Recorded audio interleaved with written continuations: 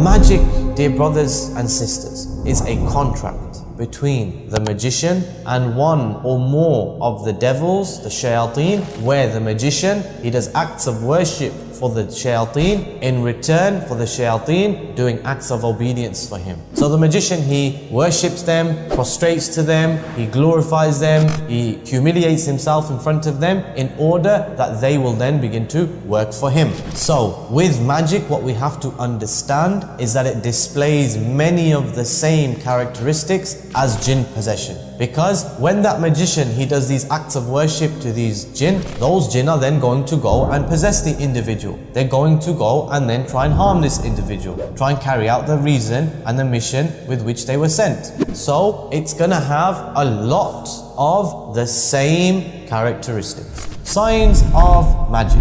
Magic usually, it will affect one particular aspect. For example, your marriage. So somebody has done magic on you to try and break up your marriage and ruin your marriage. So now it's not necessarily going to affect your work life. It may not affect your health. However, it will affect your marriage. Or somebody, he wants you to lose your job or to lose your health. Maybe your health will start to deteriorate, but your marriage will be okay. So with magic, it depends on the aims and the objectives of the individual who got the magic done. So if he gets magic done to affect your marriage, then this was what will be affected. Sometimes, however, a person will just say, I don't ever want to see person X, I don't ever want to see him happy. I want to see his life ruined. In that situation, then you may be suffering from one or more different things. Maybe bad health and a bad marriage. Maybe you have a good marriage, but you have problems with your health, problems with your work. So again, these are just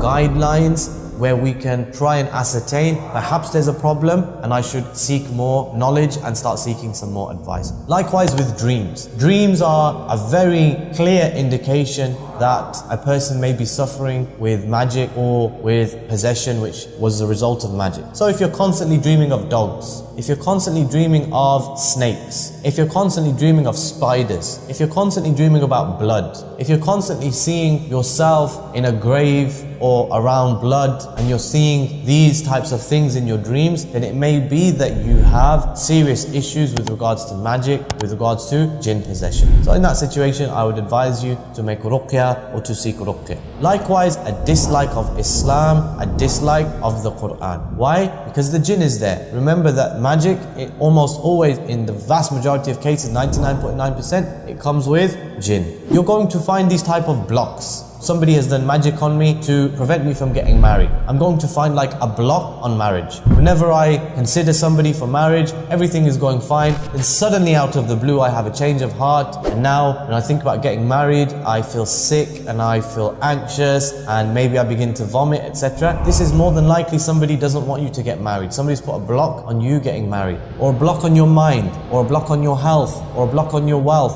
All of these different things, there may be signs and symptoms of jinn possession.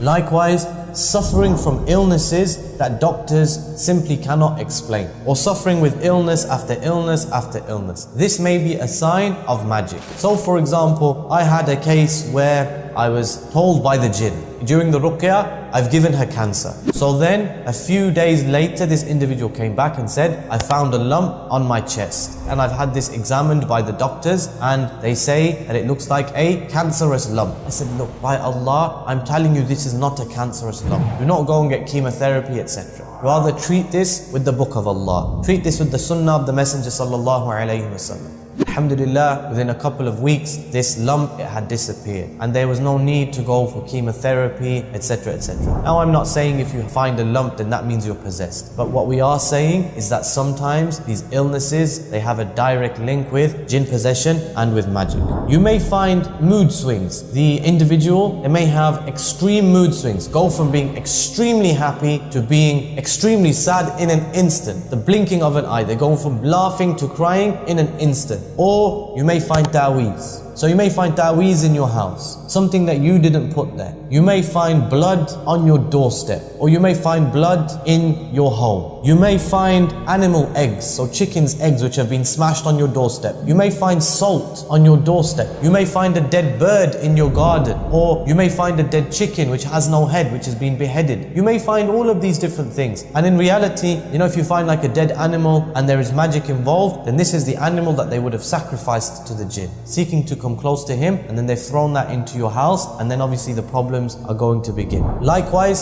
specifically with regards to marriage. So there might be a sudden dislike of the spouse. There might be a sudden dislike of your husband or of your wife. A physical hatred towards them. I've had lots of people, they say, when I see my wife, I physically want to kill her. When I see my husband, I physically want to kill him. I had one situation where a brother came and he said, when I look at my wife, I see an animal's head on my wife's shoulders. So of course, if you're looking at your wife and you see an animal looking back at you, then of course this is going to freak you out. You're not going to want to be in this person's company. You're going to want to run far away. And of course, eventually this is going to lead to separation. I'm just giving you some of the main signs, some of the main symptoms. So perhaps something has been going on with you for a while now and you don't know, or you didn't know. So this will cause you to go and to research a little bit further, to go and call a Raqi who is upon the Quran and the Sunnah, and then you can start your journey from there, bi-idhnillahi tabaraka wa ta'ala.